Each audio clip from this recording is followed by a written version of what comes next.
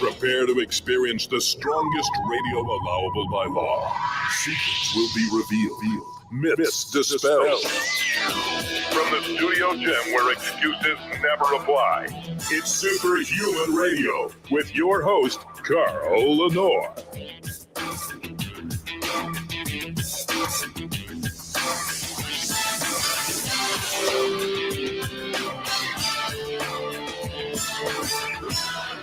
Hey, welcome back to another episode of Superhuman Radio. We have a fascinating discussion today. Gail Cunley is here. Let's see what she says. I am a master sprinter, age 60. You're going to love today's show because we're going to talk about a study that looked at adaptive resistance training. We'll explain what that is, which is very different than traditional resistance training that's being done in any gym today or even in your home gym. And one of the fascinating things that came out of the study was that Vo2 Max was greatly affected. And I know a lot of people do hours and hours of cardio, hoping to improve Vo2 Max. And if you're not lifting weights, you're really missing out. You're going to the buffet, but you don't have a plate in your hand. We're going to get to the bottom of that in just a minute with Dr. Lance Dalleck. I have a whistle in my throat. I've got a sore throat. I don't feel well. But I always show up for work. And before we get started, I have to thank our title sponsor, who makes so much more available to us to keep this show going. And that is Legendary Foods, makers of the Tasty Pastry. If you haven't tried a Tasty Pastry yet, you're really missing out. Ron Penna is a brilliant man. Shannon, his wife, was the genius behind the Quest bar. They really are the founders. They have partners that came in, Tom Bilyeu and Mike Osborne. But the reality is that the driving force behind Quest Nutrition, which was sold for $1 billion, is Ron and Shannon Penna. Well, after Quest was sold, Ron is not somebody who's going to sit idle. He started Legendary Foods, and he decided to look at the Pop-Tart and make it healthy. But it's so much more because the Tasty Pastry tastes like you're eating real cake. It doesn't taste like cardboard like the Pop-Tart does. And the best part is it has less than 1 gram of sugar, 20 grams of high-quality protein, less than 4 to 5 impact carbs if you're a low-carb keto person. But they taste amazing. And I say this to everybody all the time. You'll never have to fight with your children over a protein bar because it doesn't taste like candy to them. They're not going to eat it. But you will have to fight your children over the last legendary Tasty Pastry in your house every single time. Go to shrnetwork.biz/legendary. Use the code SHR10 to save 10% off. Now, without further delay.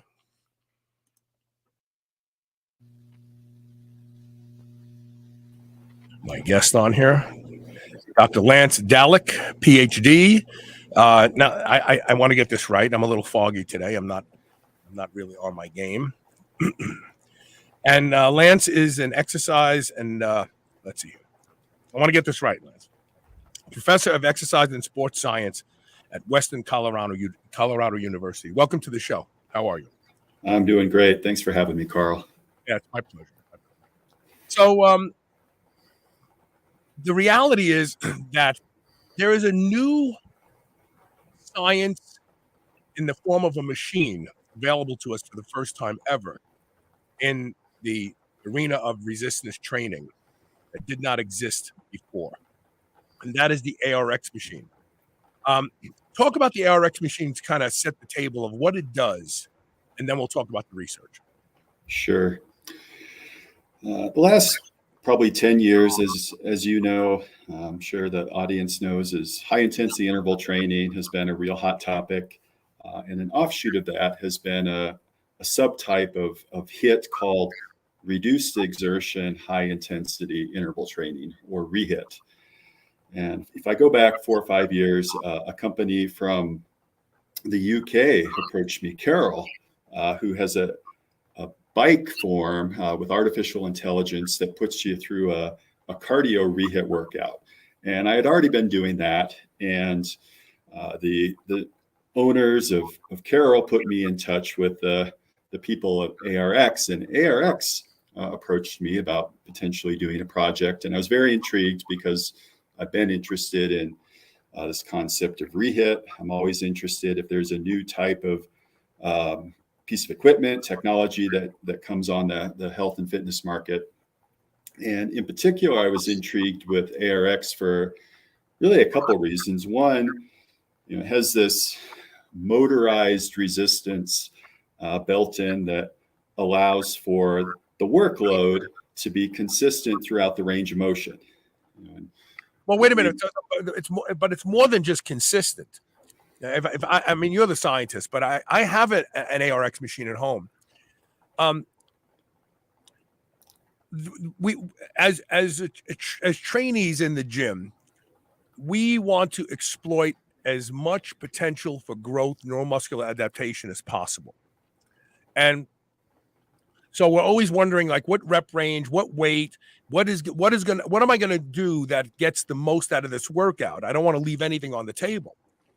And not since the ARX machine have we had something that literally adapts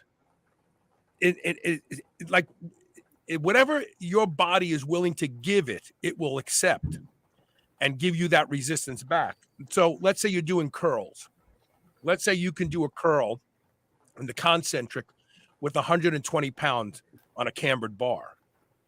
But in the eccentric, in the negative, you could handle 180 pounds. Well, the only way to do that is to know ahead of time how much weight you can handle, have your training partner hand it to you at the top of the move. No, ARX machine adjusts and it gives you everything you can accept for that particular rep. And then when you start doing 2 and 3 reps of them, it's like, oh man, wait a minute. This is a game changer. Am I right? Yeah, that's absolutely right, Carl. And it's, I like to use the term, and I don't know if the people at ARX like this term, but the sort of like artificial intelligence where the software and the equipment is this exactly what you said, sensing, all right, today, throughout my eccentric, concentric range of motion for each lift, how much can I give? And it's going to match that accordingly. And it's going to remember your last workout. It's going to show you on the display what exactly you did last time, and kind of allows you to push yourself. But then it can adjust if you're having an off day. So yeah, you're absolutely right. It kind of, the other thing I really like about it is it almost takes the place of a personal trainer, right? You don't have to have a personal trainer there adjusting everything for you. It does it automatically. And it does it on demand. You don't have to step up to the machine and say, oh, what do I want to handle today?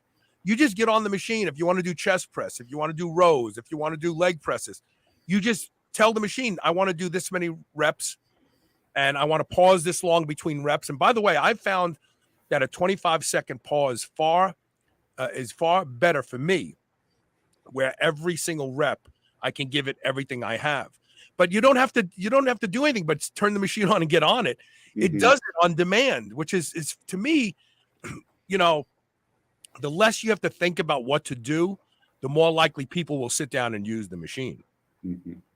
Yeah, absolutely. I mean, we know that we've known for decades, right, that you should do regular aerobic exercise, regular resistance exercise, but people don't do it oftentimes because they're doing the wrong thing. And this clears that hurdle by knowing this is what you need and meeting that demand. And so we've seen that our participants find it much more enjoyable than the traditional resistance training for that very reason. So talk about the study that you authored. Describe it. How many subjects? Who were they? Were they naive to training? Good. Tell me about the study. Sure. So we tried to, we took about 50 people and split them across a control group because the scientific community likes that, even though I always joke that, well, we know if people don't do anything for 3 months, we know exactly what's going to happen. But nevertheless, reviewers like to see that control group. And then we had a group that did just traditional resistance training. We followed recommendations from a large organization called the American College of Sports Medicine. And then we followed. We had a third group that did the ARX intervention, and we really followed a workout that I asked ARX to provide to me to provide to the participants. One of the things I've learned as a researcher over the years is we can be a bit naive to what the industry wants. And I didn't want to design a study and say, hey, we found this. And they would say, well, no one would ever do this particular ARX workout. Right. So we asked ARX to give us the workout. And so we had them do a 12-week intervention, measured a variety of parameters from traditional muscle strength to cardiorespiratory fitness, or Vo2 Max, as you've already noted, and a variety of other, waist circumference, body composition, and so forth. Anthropometric, I think you guys call it, measurements. So talk about the traditional guys and gals. First of all, were there guys and gals? Or were they just all guys? Yeah, we had a good mix of both men and women. And,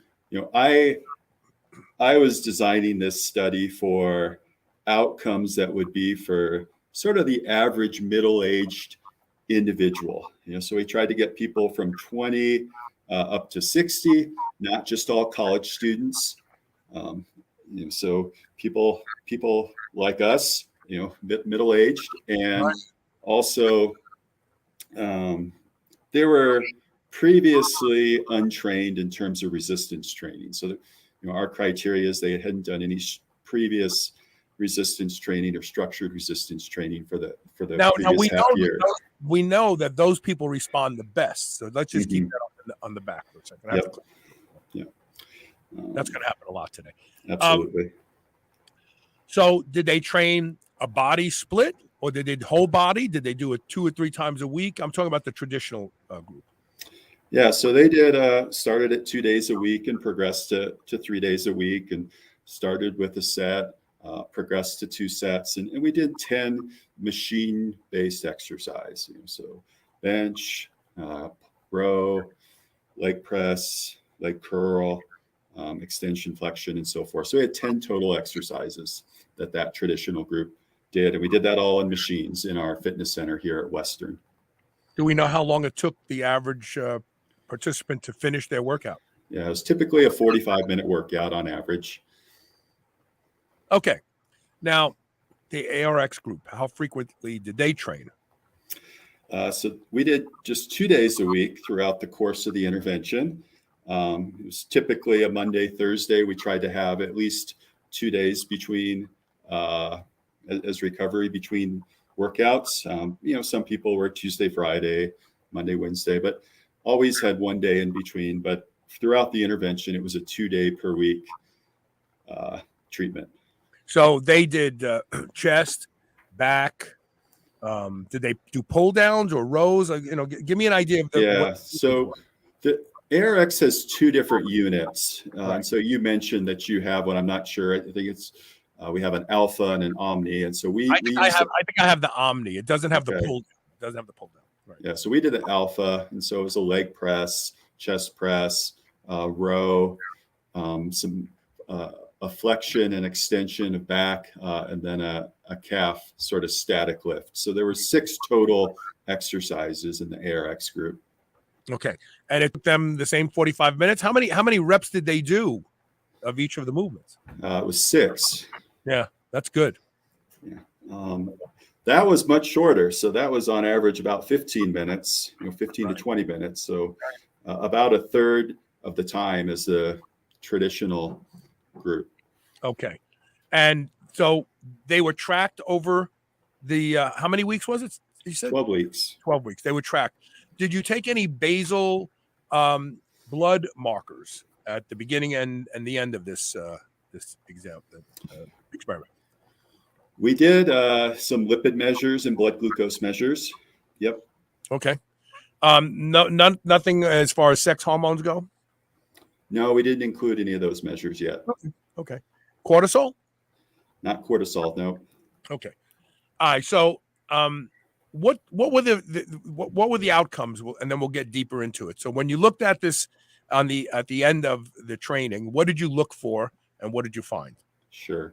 Yeah, I wanted to, those are good questions in terms of like, did we measure cortisol or hormones? And, my strategy as a researcher, especially exploring a new modality of training, is you look to see if in general, does it work? And then when you get that evidence, you start to ask why. Yeah, that makes sense. So when ARX comes to me and says, can you do these measures? I say, well, let's see if it works first.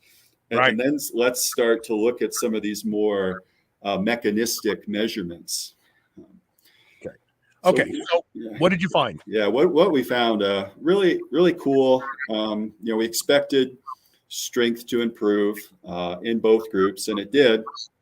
There's a 1.5 to 2-fold greater increase in strength in the ARX group relative to the moderate intensity group. So wait a minute. So there was almost a double the strength increase in the ARX group, even though they were training less frequently and for a shorter period of time than in the traditional resistance training group. Yeah, that's right. And again, I think we hit on this earlier, that it meets that demand, right?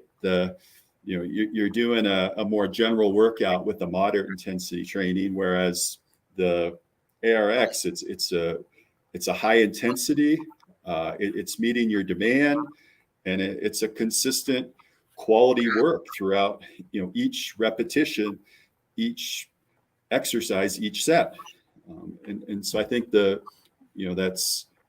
was surprised it was that much more, but I wasn't completely surprised. I did the study, I was a participant, and it gives you a phenomenal workout. Did anyone in the ARX group complain that it was too hard? No, it was actually just the opposite. We talked a little bit about enjoyment and adherence, and I think because it's sensing and you're providing what you demand that day, it's just a better workout versus a more bland, moderate intensity workout. We had to seem to provide more incentive to the people in the moderate intensity training group to keep doing the study, where when we got to the end of the study, the people in the ARX group were like, oh, it's over, can't we keep going? Right. They had more in the tank. And that's going, so the old adage, what's the best workout program? The one that you'll stick to.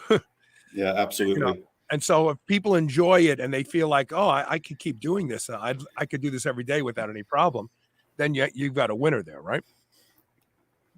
100%. Yep. That's where I've had to shift my mentality as an exercise physiologist over the years. You can kind of design these great workouts, but if no one's willing to do them and continue doing them, then you've kind of missed the mark. And Aiden Ray has actually the next question I was going to ask you, and that is, what about protein synthetic response to workouts and hypertrophy? What did you see in muscle tissue gains in the two groups? Sure. We have a follow-up study where we do have some bone mineral density measurements, and so we're working on writing that up. For the study we're discussing today, we did body composition, and we saw much greater reductions in fat mass and gains in lean body mass in the ARX group relative to the traditional group.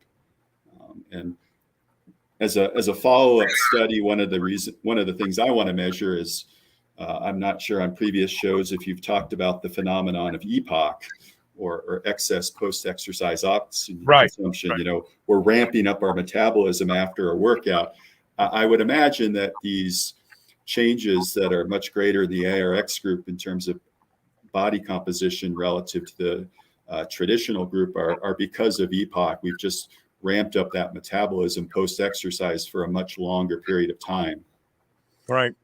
I never do more than 6 reps of a movement on my ARX machine. And after those 6 reps of, let's say I'm doing a push-pull session, I mean, I feel like I've trained a lot harder and a lot longer than I really did. It's amazing to me, actually. And I've said that, you probably, we always see these ads on Instagram and YouTube pandering. Build muscle in 5 minutes a day. And then you look at it, it's some BS program, and it's not that it won't help you, but it's not going to really give you what you want, which is less time in the gym, more results. But this is the first time I think I've actually seen where it could happen that way. Would you agree with that? Yeah, absolutely. And again, I think there's a really good body of research. The ARX is unique to resistance training, but this has really been demonstrated over the last 5 or 6 years with aerobic exercise that this reduced exertion hit, so high intensity, but much more time efficient. It works. And there's a variety of studies that have shown that really clearly. And there's really good mechanisms to explain it. So the science comes along. It's, you say what a lot of people say, it's too good to be true. But you can explain it really easily with science. Well, you can also explain it very easily with evolution. Dr. Milind Watby came on my show probably 10 years ago, and he published a book called Of Doves, Diplomats, and Diabetes, where the core of his book was the phenomenon that it comes from our evolutionary journey, that food is treated differently when there was some amount of strenuous work done prior to eating, but some amount of risk. Now, when he talks about risk is the body's level of exertion. I'm going to just kind of rephrase it, where none of us really work as hard as we can when we're in the gym. And quite often we can't because there are just limitations to using weights and machines. But when you train on the ARX machine in the press, and you're going to do 6 reps, all out reps, this is all out. And not only in the push, but then resisting the weight coming down, which in my humble opinion has been shown in physical therapy studies to actually have a more profound effect on protein synthesis, especially for injury. And you're resisting that weight from coming back on you. And then all of a sudden you just cave in and you got to let it happen. That creates a sense of panic in the neuromuscular system. Like, oh man, I better let it go, man. This thing's going to crush me. I got to let it go. And then you give into it. And according to Watby, those elements tell the body that it has no choice but to adapt because we may have to do this again. Your body's not going, oh, I'm resisting a saber-toothed tiger right now, but it's still the same thing to your body.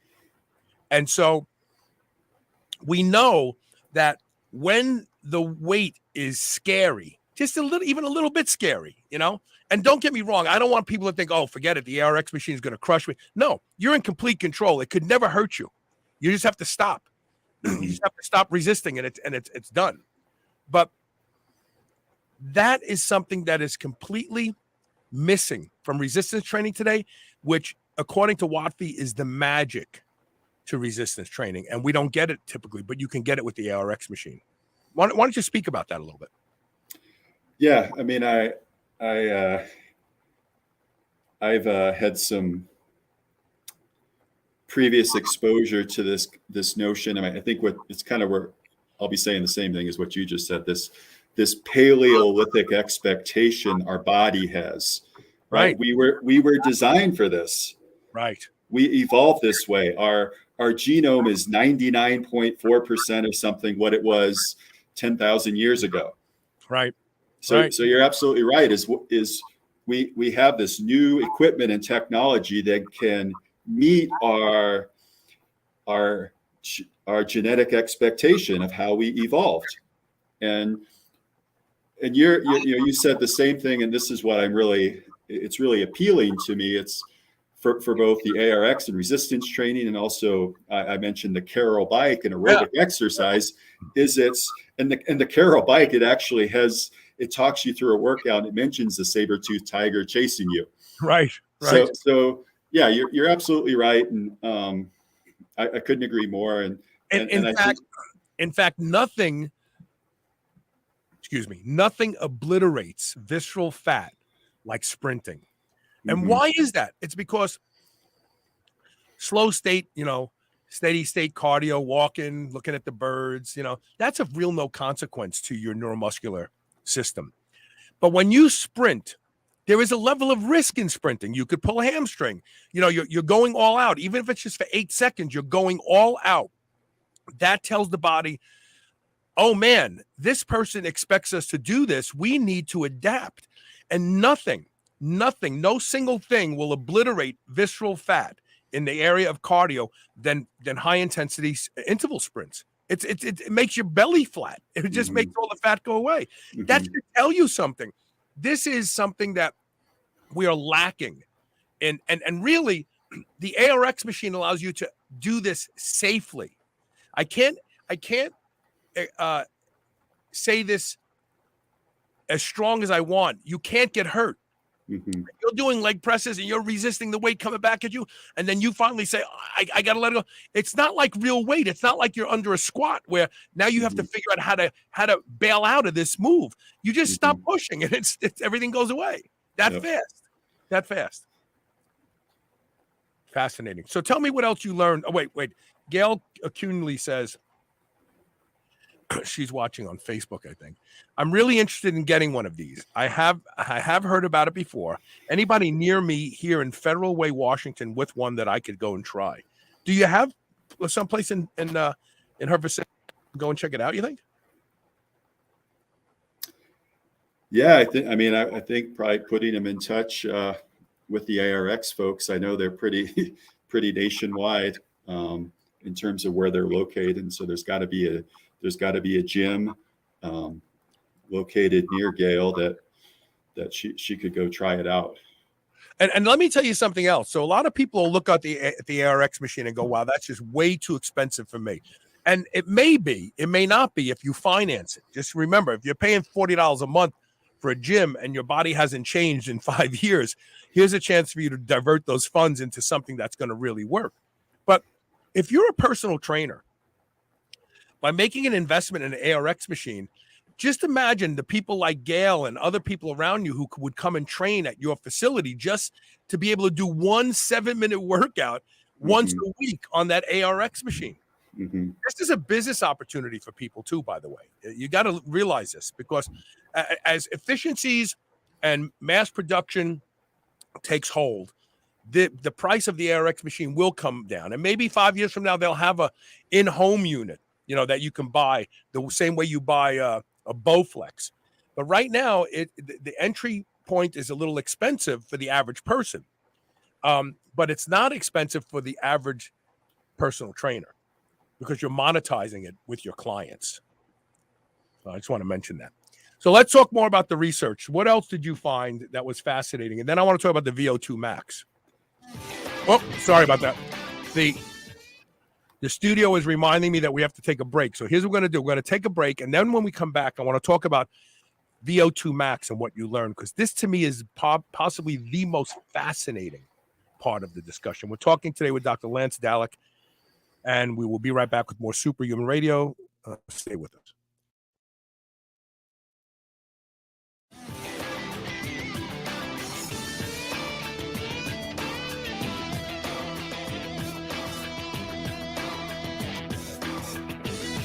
Have you been struggling to achieve results in the gym? Trouble sleeping through the night? Overwhelmed with stress or anxiety? Look no further than Infiniwell supplements. They have designed products to address specific needs like muscle growth, hormone balance, sleep, and anxiety from the first use. Infiniwell helps you live well. Go to shrnetwork.biz/bewell, that's BEWELL, and use code SHR20 and start living well today. Remember those rectangular triangular toaster pastries you used to love when you were a kid? Well, Legendary Foods has just made them better. The new cake-style tasty pastry is like nothing you've ever had before. With 20 grams of high-quality protein and less than 1 gram of sugar, you'll feel like you're cheating, but you're not. Go to shrnetwork.biz/legendary and use the code SHR10 to save 10% off your purchase of tasty pastries. Now available in cookies and cream, red velvet cake, birthday cake, blueberry, strawberry, brown sugar cinnamon, and hot fudge sundae. Go to shrnetwork.biz/legendary and use code SHR10 today. If you've listened to this show for any length of time, you know that I have struggled to give up coffee for years. Coffee has destroyed my gut and it's impaired my health. Well, I haven't had coffee in months thanks to a product called Magic Mind.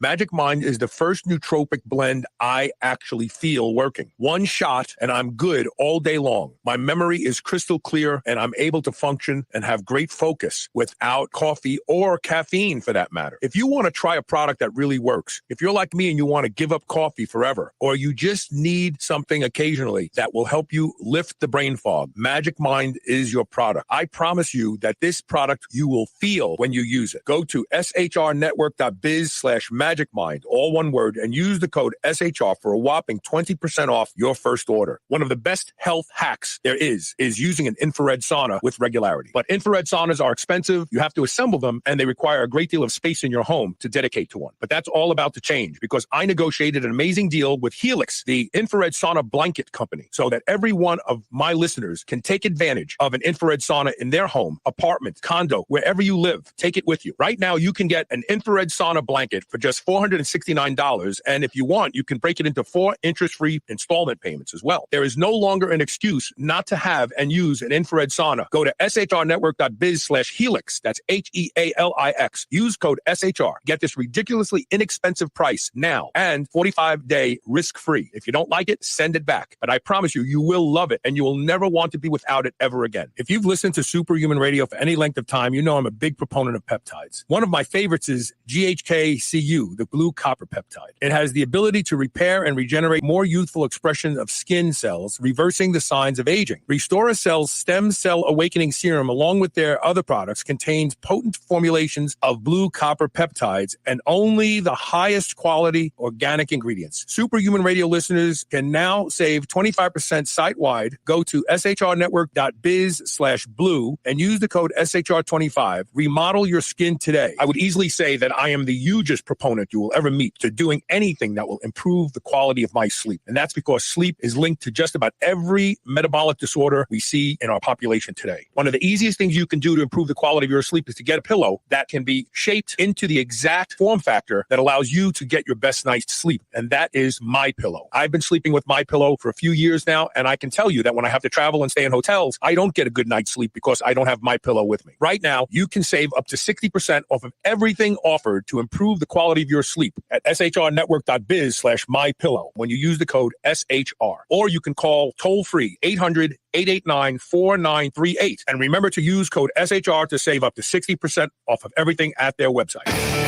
You're listening to the Superhuman Channel. We're ripped and we're ready.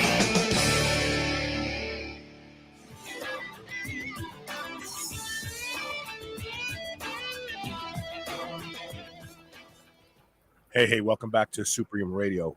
First of all, I have to talk to people about this. I have to say this. So Restore Cell has been a client of mine for a while, and a lot of the guys and gals in the audience have used it. Well, 2 weeks ago, I started using it, and I got to tell you something. I can't believe how good my skin looks in just 2 weeks. And I'm not just saying this because they're a sponsor.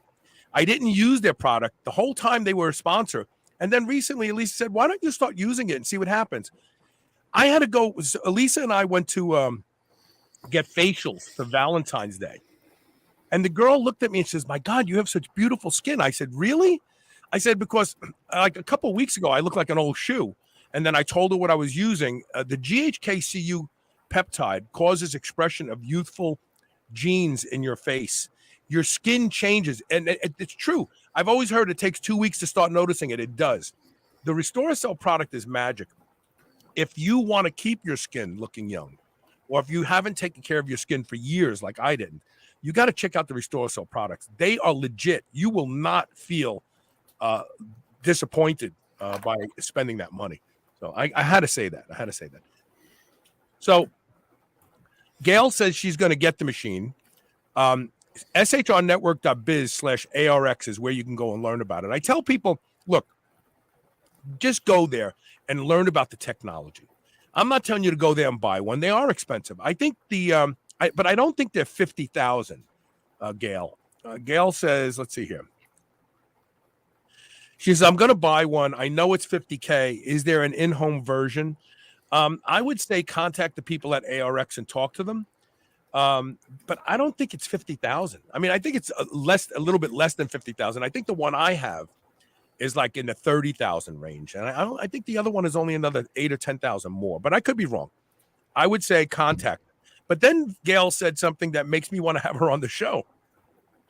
She says, I've gotten several pieces of expensive equipment covered by my health insurance. I can get this covered too, I bet. You should come on the air and do a show with me to teach people how to do that, because that's amazing right there. Absolutely. All right, so Lance, tell me about the Vo2 Max stuff. Like, did you expect that to change in a resistance training program? Because people do hours and hours of tedious cardio just to try to get their Vo2 Max to bump up a little bit. I certainly wasn't surprised that the Vo2 Max improved. I was pleasantly surprised, though, that it improved to the magnitude that it did. There is plenty of research to show that resistance training can increase Vo2 Max. And certainly when we start talking about, and we've mentioned this already, this re-hit paradigm, that's been shown to be particularly effective. But I was absolutely thrilled that we had about a 15% improvement in Vo2 Max in the IRX group. What was the improvement? 15%. Holy mackerel. That is phenomenal. Now, why is that? What is it about building muscle strength that influences Vo2 Max? Yeah, so great question. And earlier we talked about what are some follow-up studies we could do to kind of do measurements. But in the literature, research shows that, in terms of our cardiac output, our maximal stroke volume, that can improve with resistance training. And then at the muscle level, there's a lot of adaptations that are occurring that's going to factor into Vo2 Max being higher. So there's just better blood flow delivery. That's at the skeletal muscle level, the capillary density, the network where all of the oxygen exchange takes place between the blood and the muscle, that increases. And then we make more mitochondria as we're making, earlier before the break, we talked about those body composition changes. When we have more muscle, we have everything in that muscle that goes along with it. So that includes mitochondria, where oxygen uptake is occurring in the skeletal muscle. And then all the enzymes that go along with making that whole machinery run. Those are all increased, and what's contributing or underpinning the improvement of 15%. I talked about this probably 15 years ago. There is pathological and physiological changes to the heart. Pathological, when you sit still all day long, you can start to develop an enlarged heart. Physiological, when you're squatting heavy or deadlifting heavy, Valsalva, your blood pressure can go up to 600 over 700 easily. Like, people don't realize that. Like, when I was squatting heavy, I'm sure that my blood pressure was up in, 500 over 500 all the time with every single rep, because that's called Valsalva. When you do that week after week, month after month, year after year, the body upregulates the plumbing and the pump. The pump gets bigger, but the sinuses stay large. So pathological changes in the heart, the walls get thicker and the sinuses get smaller. Physiological changes in the heart, the heart gets bigger, the walls pretty much stay the same, and the sinuses get bigger. So you're basically upregulating the pump. So a good friend of mine, Mike Miller, he was the first guy to squat 1,220 pounds in a full meet, which means he had to do I think he benched 800 in that meet. I think he deadlifted like 800, and then he squatted 1,220. He decided to get out of powerlifting and go into UFC. And everybody was saying, oh, this guy's going to gas, he's just a big, bulky, fat guy and all. And I said, you underestimate these guys. He used to do those Highland games where they used to put wheelbarrow handles on a little car. Mm-hmm. He would walk it across a friggin' football field. Those guys have amazing Vo2 Max, amazing. And it's shocking because you think, how could this guy do this? Now, he ended up with a pituitary adenoma, and they told him he couldn't fight. But he would have been an amazing threat in the fight game. So resistance training improves the pump, as to cover what you speak to here about the heart becoming stronger and better, more of a stroke. But the other thing that's fascinating is when you build muscle tissue and you train regularly, the muscle tissue becomes more receptive and more, what's the word I'm looking for? Refined or better at handling oxygen in the first place. It doesn't need as much oxygen. And that's where, when you put those things together, Vo2 Max increases. Is that an oversimplistic view of what really is happening here? No, I mean, you're spot on in terms of, first going back to, doing those powerlifting or Highlander games. I mean, that's absolutely true that the literature shows that it makes the pump bigger and better. And then, as you said, the efficiency of how we use the oxygen that's delivered increases because, again, variety of reasons, our enzymes go up, so it can make these reactions that create energy go much more quickly with the same amount of oxygen delivery. We utilize more of it. And, do you think it also has something to do with the fact that when you do high intensity interval training on a bike, or you do heavy intense resistance training, that there's a blurring of the anaerobic and aerobic energy thresholds, where you spend so much time in the anaerobic area that you don't need nearly as much oxygen to get the job done? Yeah, absolutely. So in summary of this particular study, the people who trained less frequently with the adaptive resistance training provided by the ARX machine had better results. Yeah, that's right. Really across the board.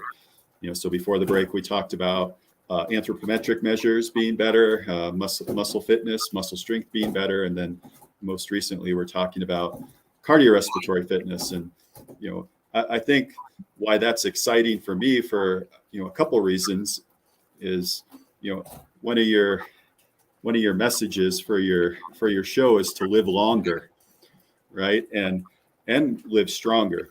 So training on this is allowing you to live stronger. It's making you stronger.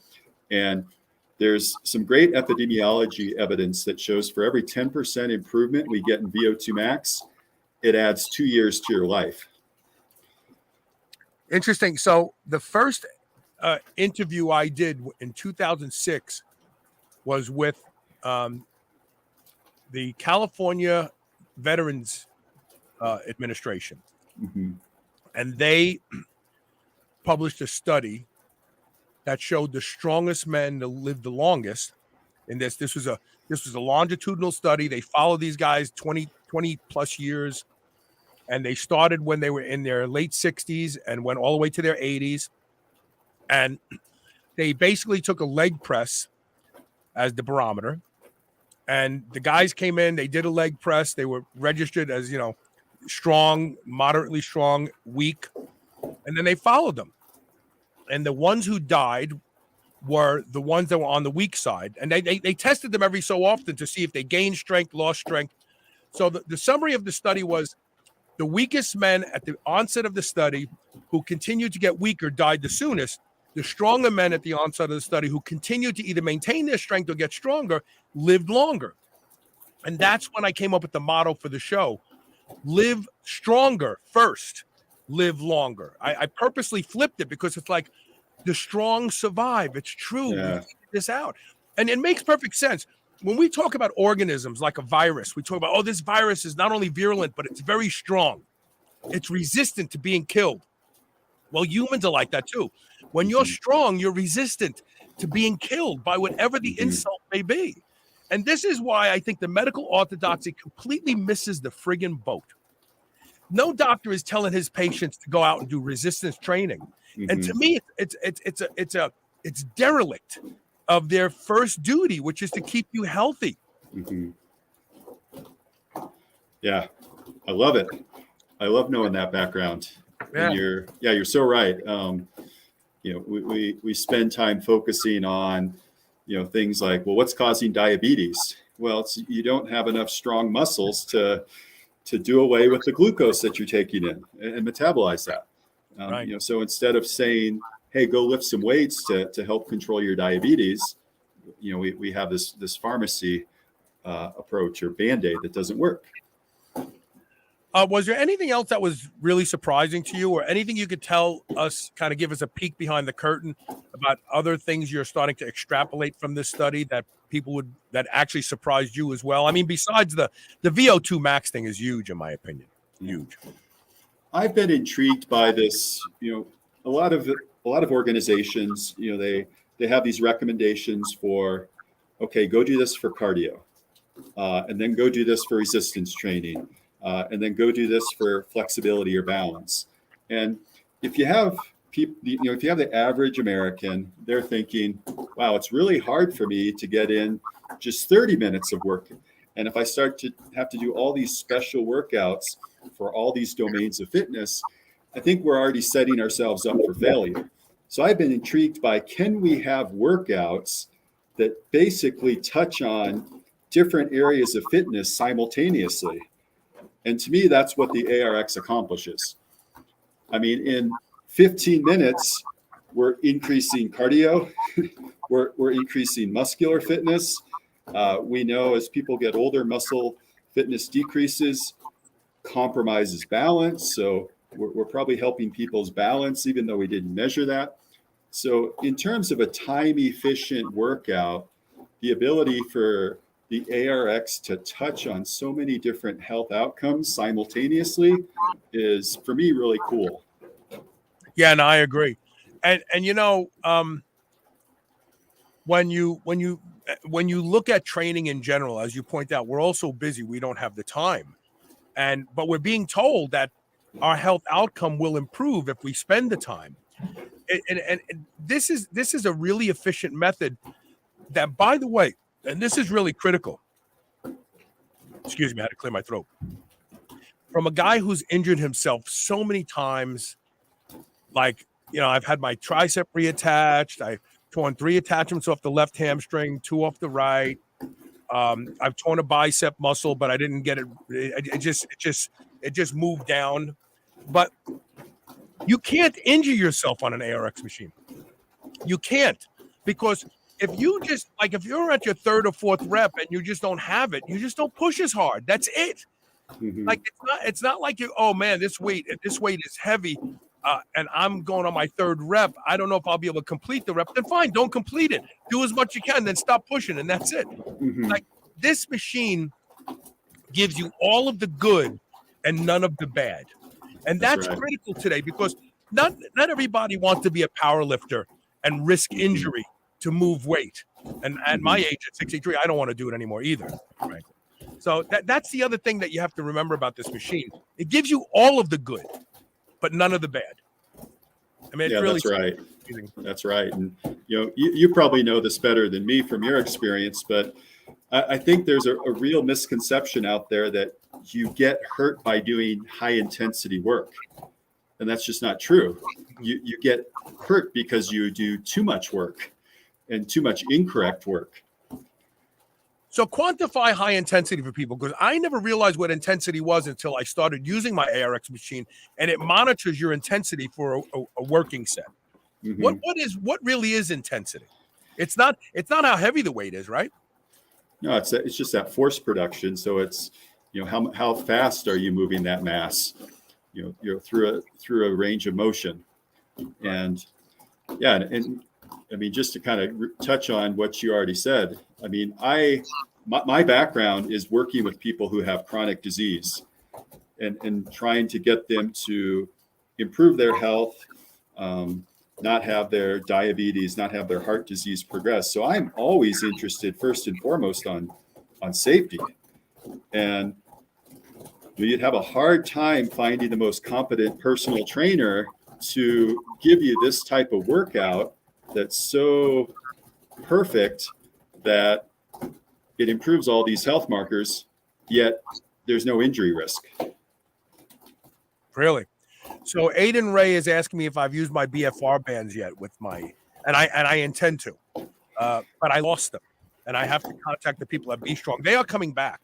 Be Strong is coming back, but I intend to try it. I think the combination of BFR and ARX is going to be insanely successful, but I intend to. Richard Miller says, I've never thought about your heart/resistance training association. You teach me something every show, Carl. Thanks for saying that, Richard.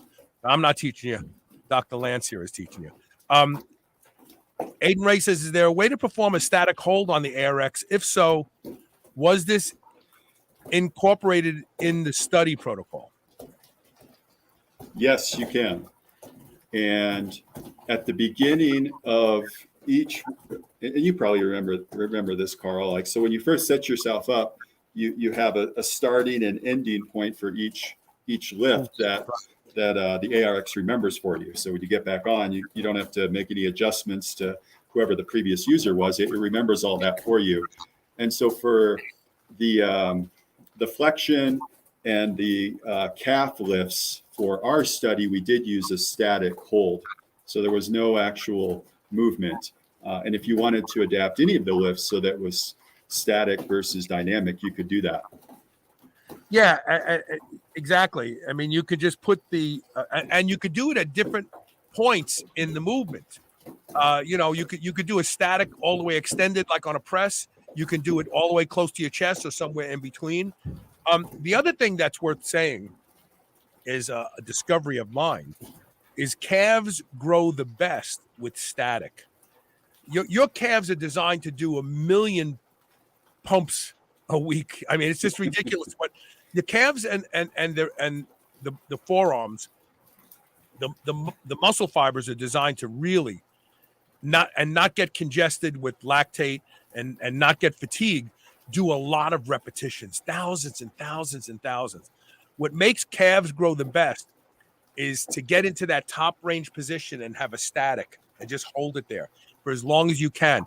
If you've had calves that don't respond to endless toe raises, seated or standing, start doing static movements with your calves and then get in touch with me and tell me what happens. In a month, you're going to see your calves start to explode because the calves are designed for repetition, lots of pumps, boom, boom, boom, boom, boom, boom. But when you put them here and you hold it, they're like, oh, wait a minute. This is different. This is different. We're not prepared for this. You'll get cramping and burning, but keep at it and watch what happens to your calves. They grow. Did we miss anything here, Doc? Anything we didn't cover? No, I think one of the only additional points I wanted to make is, I frequently get asked, you do a study and, this ARX is great, but I also like my usual weekly walk. Can I keep doing that? Or can I keep doing my other form of training? And, as an exercise scientist, I'm just trying to provide some evidence that here, this new form of resistance training has a lot of benefits. And it's hopefully another tool in our arsenal. And that you should think about, and I'm sure you've had other guests on here that talk about periodization. And we oftentimes think of periodization for athletes, but we should think about periodization for training just the average person. So maybe for a certain part of the year, you're really busy, you don't have a lot of time, the ARX is perfect. Summer rolls around, you have a little bit more time for training. Maybe you can supplement your ARX training with a different type of training. And so I just like to, get people to think, to be flexible with the type of training they do, and sort of a combination and changing the stimuli regularly over years and years and years is what's going to optimize our health in the long term. And that's how I use it. I still go to the gym and do my splits, but 2 to 3 times a week in the evening, I go home and I do one session with the ARX machine, maybe Tuesday and Thursday. I try to hit muscles that have had a day or two off first before I choose that. I just started doing curls with the ARX machine. Holy mackerel. Like, we're talking about really challenging to do curls. And the other thing that's interesting about the ARX machine, I could just do 3 reps and have an insane pump that lasts for like 2 hours. Mm-hmm. Which is counterintuitive, because you would think that you got to do reps and reps and reps and get that blood in there and cause the congestion. And I'll do something like a back row. I do back rows with the close grip, but I also just take the press handles and put them straight up and down. So I'm doing a wide pull, and I'll do 3 or 4 reps of that. My back has a pump the rest of the day. Mm-hmm.